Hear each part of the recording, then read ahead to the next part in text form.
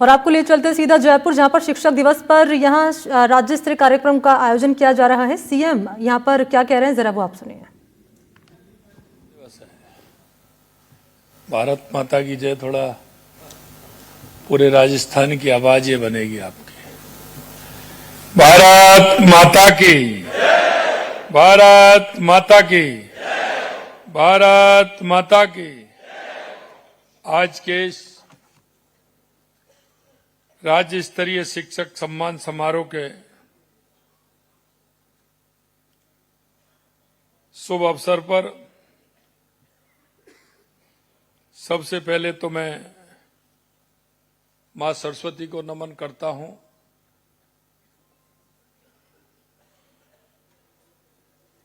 और देश के एक महान व्यक्तित्व जिन्होंने आजादी से पहले और आजादी के बाद में अपने आप को इस मां भारती के लिए समर्पित करते हुए देश के अंदर एक जिस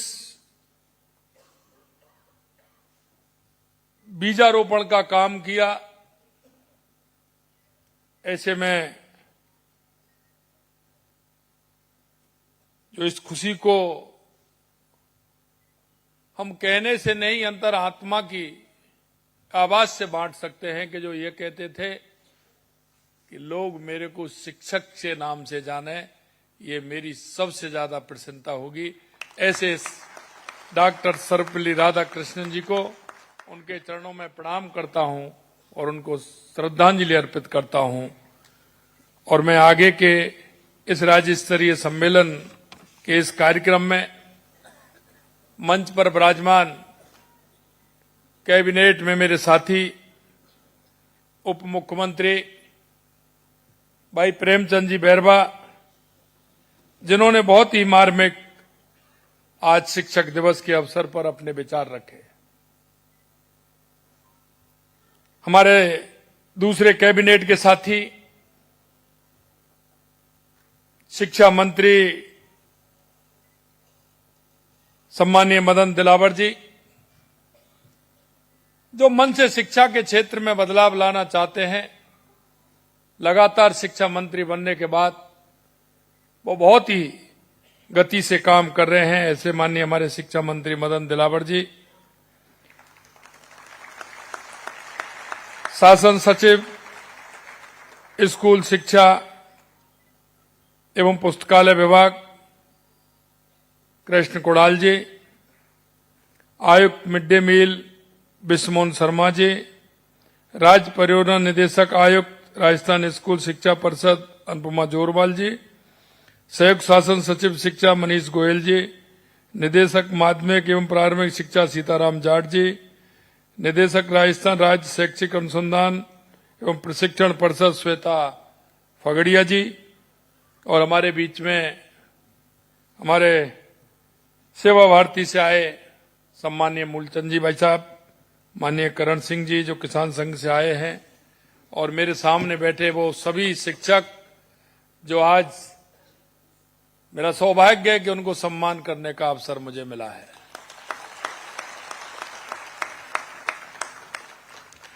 मैं आप सभी गुरुजन महानुभावों का,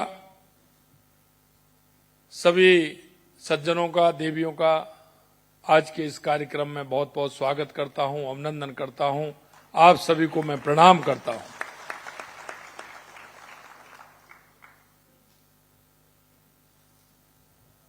आज शिक्षक दिवस के इस पावन अवसर पर राज्य स्तरीय शिक्षक सम्मान समारोह आप सभी के बीच में मैं उपस्थित होकर अपने आप को गौरवान्वित महसूस कर रहा हूं।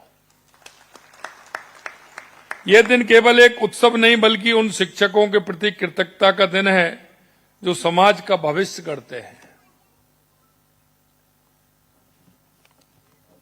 मेरे प्यारे भाई बहनों, में शिक्षा का वास्तविक उद्देश्य केवल जानकारियां जुटाना नहीं बल्कि व्यक्ति का संपूर्ण विकास करना है। शिक्षा मनुष्य और समाज का निर्माण करने वाली शक्ति है।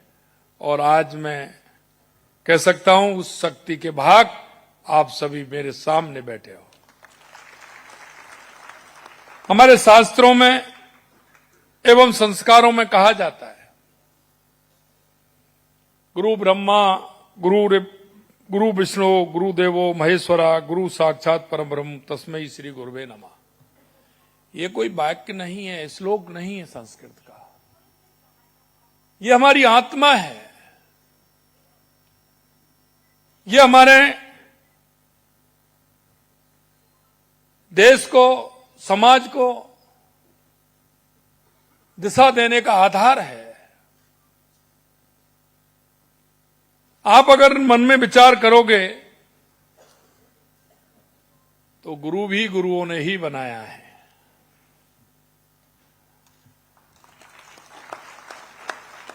गुरुओं को भी गुरुओं का आशीर्वाद रहा है और ये हमारी परंपरा है। और हमारा गुरु एक शिष्य को नहीं, एक व्यक्तित्व को गढ़ने का काम करता है।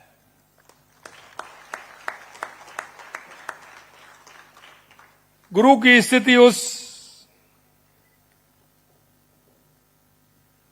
प्रजापति की होती है जो एक मटके के अंदर जब उसको ठोकता है, बनाता है,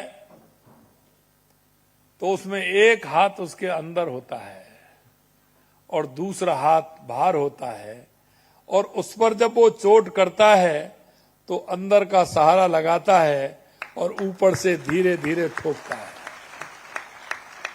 और जब उसका स्वरूप निखरता है तो अपना किस तरह से वो काम करता है, और हम सबको उसको देखने में और उसको जब हम काम में लेते हैं तो हम जिस उद्देश्य के लिए उसको लेकर के आते हैं वो उद्देश्य हमारा पूरा होता है।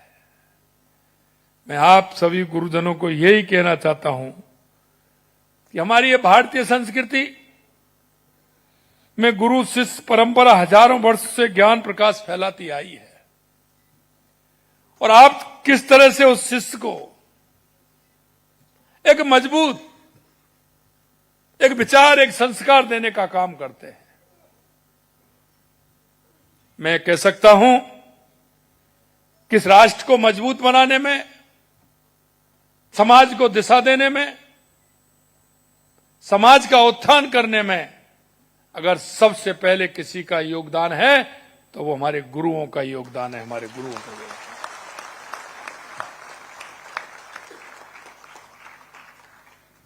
प्राचीन काल से हमारे ऋषि मुनियों में तक्षशिला, नालंदा, विक्रमशिला जैसे विश्वविद्यालयों के माध्यम से समूचे विश्व को ज्ञान की गंगा प्रदान की है। हमारी परंपरा में गुरु केवल शिक्षक नहीं बल्कि जीवन के मार्गदर्शक होते हैं। महर्षि द्रोणाचार्य से लेकर के चाणक्य तक हमारे गुरुओं ने न केवल विद्या दी बल्कि संस्कार और मूल्यों का भी संचार किया है। राजस्थान की धरती सदैव से ही विद्या और संस्कृति के लिए पावन भूमि रही है, और मैं कह सकता हूं कि राजस्थान के वो संस्कार हैं वो अपने आप में अलग है। इसीलिए तो हम हमारे सभी वो महापुरुष जिनको देख करके उनका नाम लेते ही मन के अंदर एक अलग सी स्फूर्ति पैदा होती है।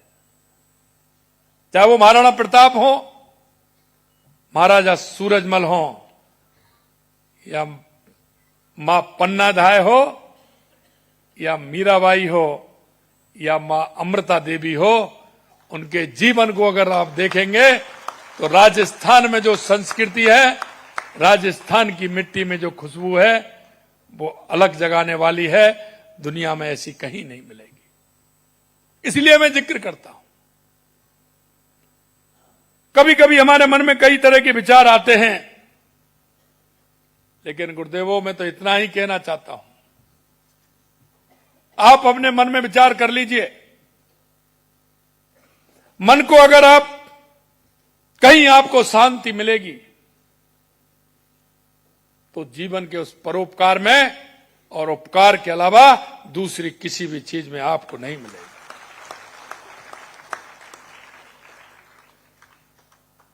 आपने देखा यहां के महाराजा सवाई सिंह जयसिंह द्वितीय ने जयपुर में जंतर मंतर बनवाकर खगोल विज्ञान को नई ऊंचाइयां देने का काम किया था। पुष्कर और माउंट आबू जैसे स्थान माध्यमिक आध्यात्मिक शिक्षा के केंद्र बने रहे। राजस्थान में ज्ञान हस्तांतरण की परंपरा अत्यंत समृद्ध रही। यहां के कलाकार ने पीढ़ी दर पीढ़ी इतिहास, संस्कृति और नैतिक मूल्यों को आगे बढ़ाया। हमारी संस्कृति, शास्त्रीय संगीत से लेकर के हमारे जितने भी गायन के क्षेत्र में हमारे कलाकार हैं, उन्होंने राजस्थान का नाम ऊंचा करने का काम किया है। हमारे गीतों और कहानियों में नई परंपरा आज भी जीवंत है, जो संस्कार देती है, और उस संस्कार के माध्यम से लगातार जो हमारी पीढ़ी है उसको जिस तरह के संस्कार मिल रहे हैं वो आप सभी के सामने है। मैं सिर्फ इतना कहना चाहता हूं कि हमारे संस्कार लगातार आने वाली पीढ़ी में इसी तरह से मिलते रहेंगे तो हमारे विचार और हमारे राजस्थान की खुशबू दुनिया के अंदर फैलती रहेगी।